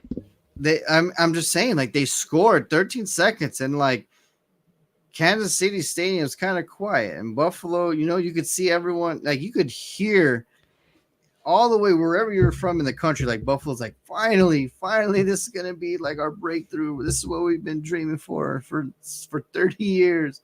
And then 13 seconds and they lose. Like what? Yeah. Oh man. And even if you look at the Chiefs sideline, I still remember like their players thought it was over. Like they didn't even think that Mahomes could Yeah, pull it off everyone's in just like 13 this, like seconds. fuck, we lost. Yep. But that's the thing, like you can't play scared against Mahomes. Yes, he's probably the best quarterback that we've seen so far, in recent times, right? So he's capable of carving up defenses, yes, but at that time with 13 seconds left, you need to pressure him, not send everybody back and allow them to be open, or even get those dump off passes, especially when you have Tyreek Ugh. Hill, who's capable of you know just taking it as far as he can because he's so fast. And then Kelsey, he knows how to get open on zone defense, and that's exactly what they were playing. So that's my last and final one. That's one that I'll never forget. Go for it. So you brought up a great analogy, and this still hurts me to this day. Don't feel scared in the biggest moments. Attack, attack, attack. At least you die with dignity, right? So you saying them not blitzing Mahomes and just giving him time. That's exactly what Dallas did against Aaron Rodgers in the playoff with Dak's rookie year. We brought in an extra person first 2 plays, and we shook them. We got them out of sync, and then the last play that we should have blitzed, they played prevent defense, which gave him time to move and run around and then find the damn tight end for the game-winning field goal.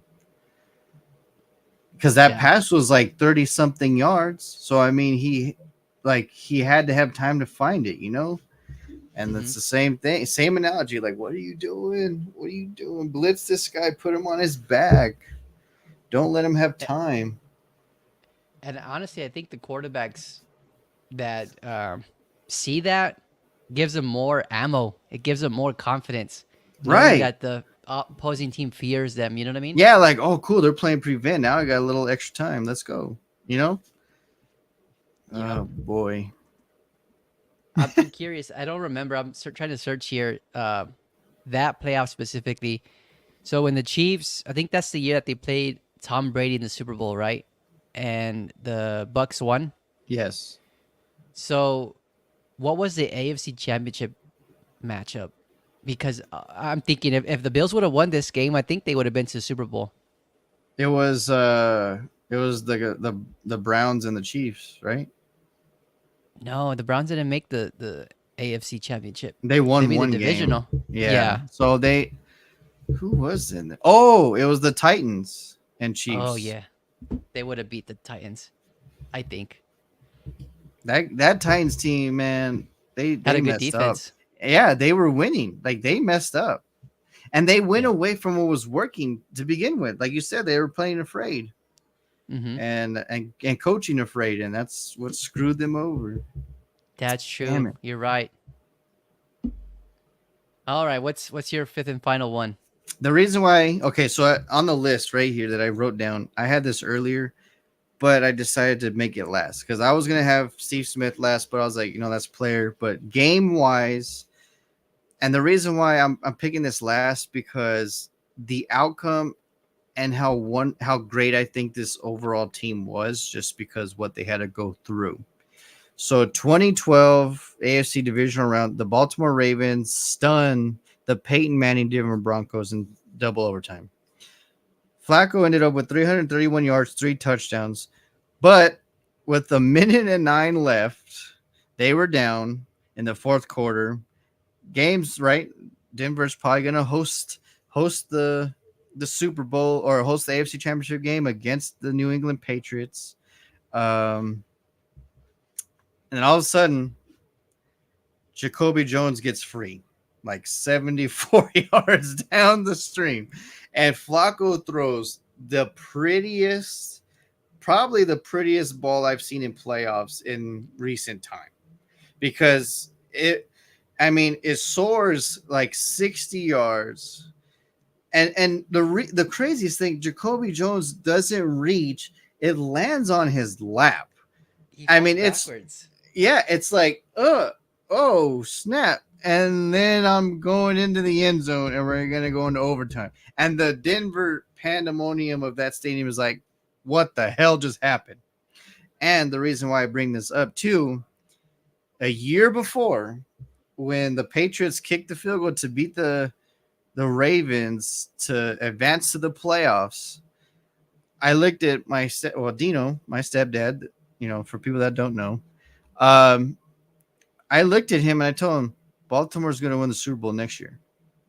And he looked at me like, what? I was like, New England, escaped this win, but I was like, this team is destined for something great, and it's going to be next year. And then the offseason and beginning of the year, Tony, who's my brother-in-law, who it's like, man, Niners, man, that's our year, man.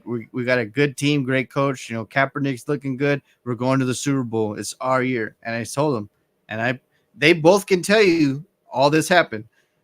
You're right. But what's sad is that he's going to lose to his brother in the Super Bowl. Baltimore's going to win. And Tony was like, what? I was like, yeah, man, I was like, it's going to be the first brother Super Bowl, and Baltimore's going to win. And it's not going to be close for a while until later, and then Baltimore's still going to pull out the win. And I said that in the beginning of the season. Like, I think it was like literally like in preseason that I said it. And they're like, what? I was like, just watch. Like, this is what's going to happen. And sure enough, going back to the 2012 AFC divisional round, boom, Jacoby Jones, 73-yard magic happens. Then they go into overtime. Boom, they're scruffing it out. Boom, Manny gets picked. And then, of course, Justin Tucker, game-winning field goal in the second overtime. The reason why I love this game, because the 70-something yard pass or whatever it was to send it into overtime. Then they fought and had to go into the second overtime. And this Ravens team not only had to beat Peyton Manning and Denver to get to the AFC Championship game, they had to beat New England and the daunted Patriots again in the AFC Championship game to go to the Super Bowl. And then they played the high octane offensive Kaepernick scrambling ability. So they went through 3 juggernauts back to back to back massively and had to scruffle out, and they won the Super Bowl. That's why this game sticks out to me, because what they had to go through, like to even get to the Super Bowl, they had to go through Peyton Manning at home, and then they had to go through New England at home. Yeah. I was this close to picking that game. I'm telling you, I love that game because I remember I was like, Dad, look at the ball. Like, because I remember just seeing it just fucking, like, I remember it like hitting the stars. Like, it just fucking flew forever. And then It would look like it had so much hang time. yes. So much hang time that the defender didn't know how to react to it. They were Yeah, just like, looking it up like everyone that. was just like, dude, where's it going? What's happening? And Jacoby's like, oh, hey, here it is. And then and then he scores. And then I'm like, dude, what's going on? And then sure enough, they beat them in the second overtime. Then they go in New England and beat Brady. And then they go to the Super Bowl in New Orleans. And then it wasn't even close until the power outage. And then Yep. all of a sudden it's just like, hey, all right, San Francisco, calm down. Because then who scored the kickoff in the start the second half? Jacoby Jones. Kobe.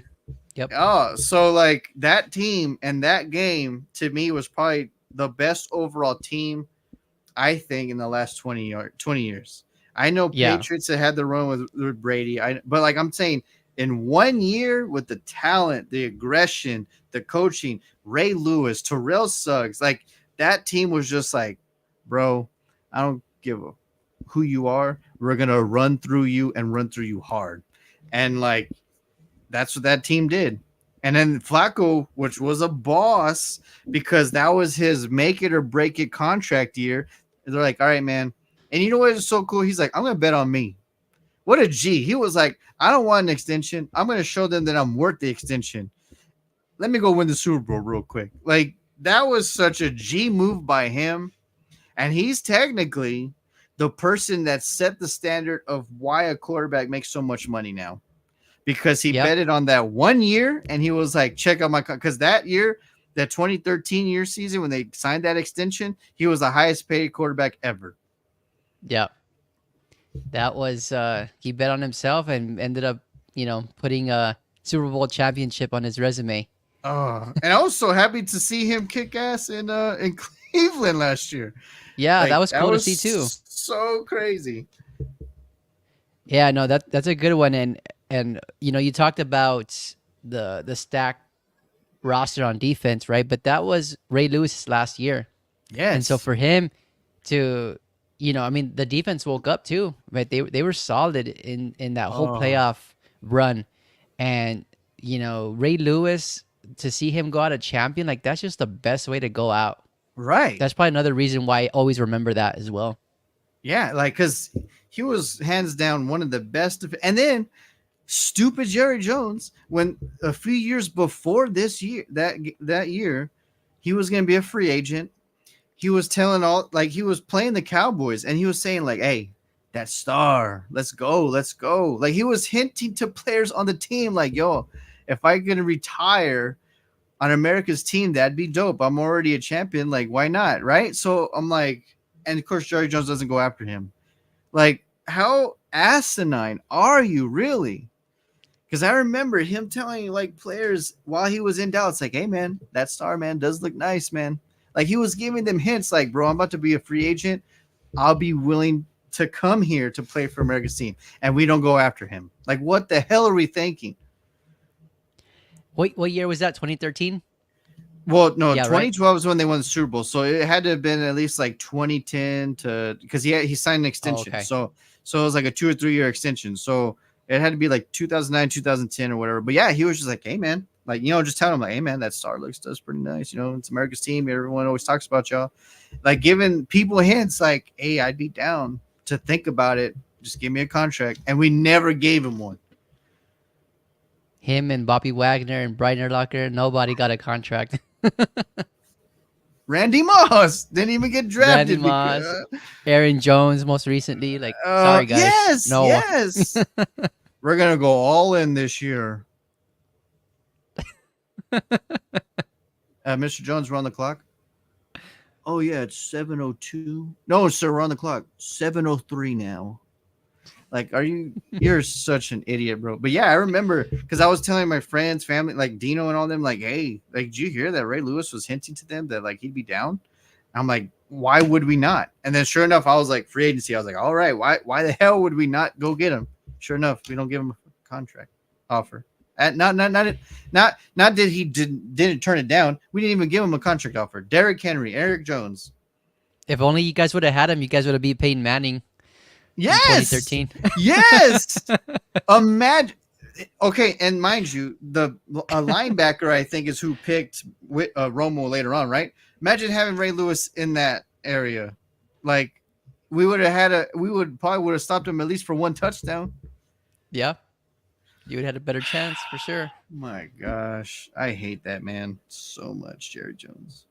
But yeah, I remember the clear as day. I was like, oh man, he could retire as a Cowboy. That'd be dope. Nothing. No contract offer, nothing. Sad to say, but I think Jerry Jones is gonna have to, you know, possibly pass away before you guys have any good key signings like that. Possibly. No, Danny, we're not. This is the Steve Smith, Charles Barkley, like zone right now. He needs to Croak. and then we'll be way better. And then maybe Stephen Jones too if he starts being dumb too. But I'm like, I've been saying it for years, like, bro, please, like, I feel bad for your family, but we don't have that emotional connection. Like, I'll be like, all right, let's get back to business and running NFL games and not concerts and all the other crap that you do in the off season. He's like 107. Watch. He's a great businessman, but he is not a great NFL owner. That he is. He's a great businessman. I mean, that palace in Dallas is just amazing. Haven't been, have you? No, I went to the last Texas stadium here. I need to go. You need to go AT&T. I want to go see. At this point, I guess I want to go see a Commander game over there just to honor my uncle. But I'm like, damn. Jerry frustrates me. Like, if we play the NFC East all year and then play the NFC East in the playoffs, hell, we'll make it to the Super Bowl because Dak beats their ass. But play anybody else, Dak's, we'll see what Dak shows up. But it's so weird how he's so good against the division. But then with everybody else, it's like, is it good Dak or bad Dak? Good Dak or bad Dak? Well, that's the thing. Like, he's playing against not the best competition other than the Eagles, right? It seems like the NFC East is always like a weak division. But he needs to challenge himself. He needs to play good against those good defenses like the 49ers. Right. And we're going back to Baltimore, right? And then I was going to bring that up. I don't think in the history since Baltimore's been a thing since 97, 98, they could be the worst team, Danny. And I don't think Baltimore's ever lost to the Cowboys. Really? I think if my memories, unless we beat them recently, like in the last few years or something, and my memory's off, forever, they would. That's one of the highlights they would bring up. Can Dallas finally get over the hump and beat the Baltimore Ravens? That's interesting. That's a interesting. That's a stupid stat, but it's crazy, right? Yeah. Let's see. Ravens all-time record versus. Okay, I see that the Cowboys beat the Ravens in 2016. November 2016. Finally. But that's the only loss they have to the Cowboys. Right. Yeah. They up until that time, they had never lost to us. And they can be not good. Stupid journey. So the last game in Texas Stadium, Baltimore beat us by just running the ball, and we couldn't even tackle. So the very next year, when we opened Cowboy Stadium, AT&T Stadium, of course, Eli Manning beats us in our home inaugural. So we lost the last game of the Texas Stadium, and we lost the first freaking game. The first game. Yeah. How stupid. But yeah, so they finally beat him in 2016. Thank God. I don't remember that game because it's been so rough. But yeah, it was so weird. I remember growing up, they're like, can Dallas finally beat the Baltimore Ravens? They could be bad, and they would still beat us for some reason. Yeah, it seems like every team has that. Yeah, like team they can't beat, right? Yeah, exactly. But so going back to this game here that you were talking about, the Ravens. I don't know if you remember, but this is the same. Well, I'm sure you remember. It's a Super Bowl that the brothers played in, right? Harbaugh. You mentioned that. but it's also that Super Bowl that the power went out, right? Yes. And the Ravens were winning by I think 24 to something. Yeah, it was like, And let's calm everybody down. yeah, and so power goes out. Niners find their mojo and actually make it a game. Because I remember we watched that Super Bowl together. Remember Right. in that house that we were renting, and Dave was Yeah. with us. Yeah. Dave Oh, was pissed. Dave was so pissed that he was watching the Super Bowl from the backyard, looking through the window into the living That's room. right. That's And then as right. the last play, the last drive of the 49ers, of course it goes to that Michael Crabtree and it gets knocked away. And Crabtree. you can tell Dave was slowly getting his confidence back. He thought it was going to be a game or a comeback, but it didn't turn out that way. Yeah, it was. And then I remember, like the NFL Network does that. What the year, the year of the champion or whatever. So like they did the 2012 Ravens, and then that's one of the things Ray Lewis brings up. He's like, bro, $1 billion industry in $1 billion building, and the lights go out. Nah, bro, nah. Conspiracy. Like, yeah, because I'm like, if they don't shut the lights off, does San Francisco ever even come to like their own? Because Jacoby Jones No. just scored and it was just even on a bigger lead and they could not do anything right. Then the power shuts off and it's like, all right, let's calm everybody down. Let's relax. It's the equivalence of the Cubs World Series win, right? Where they had that rain delay. Right. And right prior to that, I guess the Cleveland Indians at that time tied it up in the 8th inning, and that was it, right? They had all the momentum going into it. So if there wouldn't have been no rain delay, I'm sure the Indians would have won that game. But since there was a rain delay, it gave us an opportunity to regroup, Right. go back out there and Calm collect ourselves. down. And then, Yeah. yeah, It's a new game. It's a new game. Let's go. 0-0. Yeah, that's For wild, sure. man. But yeah, that 2012 Ravens team to me was just so stacked and just fun to watch, and just they didn't care. You know what I mean? Like it's just like there's only a few players on some teams that are just like, well, I don't give a damn. Like we're just gonna run through you. Like that's Kelsey and Mahomes, Yeah. and then everybody else, and then like on the Cowboys, that's Market Parsons and CeeDee Lamb, and then everybody else. Like, but that entire Ravens team was like, bro, we're gonna beat the shit out of you, and we don't care. And that was like, sorry, go for it. no, you're good. That was to me, that was like the last team in this generation era that was probably like that. Like the '85 Bears, the '90s Cowboys. Like they're just like, dude, we don't care. We're just gonna beat the crap out of you. We don't care. Yeah. And I think to your point, like that's the beauty of the NFL, right? Is that on paper, you can look at the playoff seeding and like, oh, okay, the Chiefs, number 1 seed, they're gonna run through the AFC, Right. and then here comes the Bengals. You know what I mean? Right. And Bengals knock them out. They go to the AFC. Yeah, they go to the Super Bowl. Yeah, it's so cool. Yep. And that's what the Ravens did too, because no one like, oh, you're gonna lose in Denver. Oh, you're gonna lose in New England.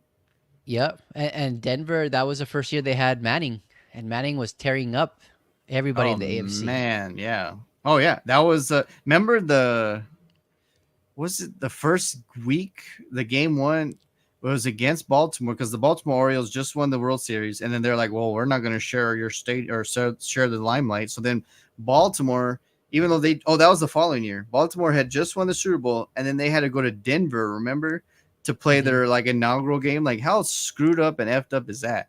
And then they get bleached, Annihilated. yeah, by what Payne had 6 touchdowns. Yep, he had 6 touchdowns. I remember that game because I was going up against him on fantasy, and there was no chance. He had like 80 points by himself. Yeah, you're done. But yeah, so I think that was the year that they won the Super Bowl, right? The 2013 season. Yep. They played the Panthers. Yeah. So I'm like, dude, that's so. Yeah, he just destroyed them. And it sucks because, sorry, I know we're going down this rabbit hole here, but with the Panthers, I mean, they had a great team that year too.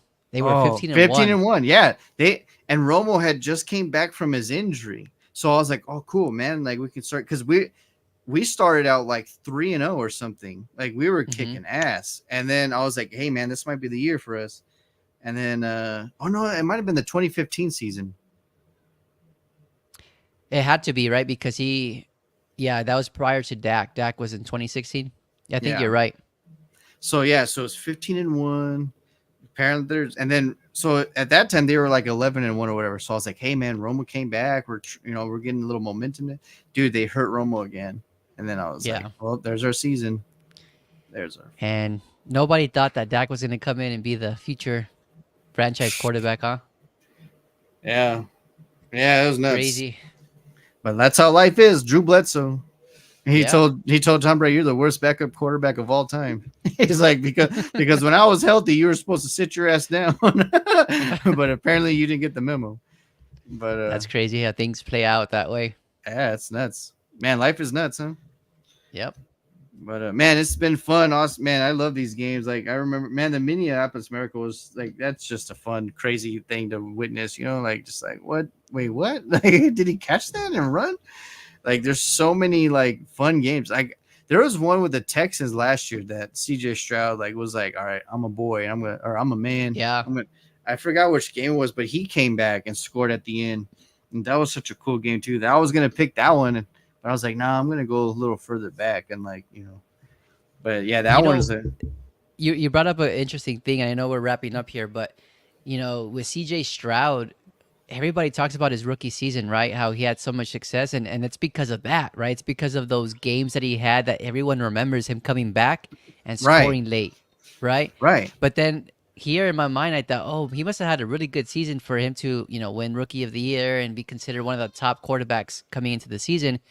But actually, I was watching NFL Live, and they actually brought up a graphic of all the top rookie seasons in recent time. And you had, of course, Andrew Luck. You had who was another one? Andrew Luck. Baker Mayfield was one of them. RG3 So probably. RG3 was another. So like you compare CJ Stroud's yardage. I mean, he had a really good year. He had over 4,000 yards, but in terms of like touchdowns and all of that, like it wasn't eye popping to me. But I think Really, what came to mind is like that's the thing that makes people have that stardom in the NFL is those moments where they have those clutch moments and right. capitalize on those moments. And that's what CJ Stroud did. And that's why he's considered probably one of the best quarterbacks in the league today, which, he has to continue that, of course. But, you know, it's just interesting to see that it wasn't far off from all those other rookie seasons. Right, and it goes back to where you're drafted too. Because if you're with Yeah, a stupid true. coach, terrible ownership, whatever, like look at Bryce Young. They're like this.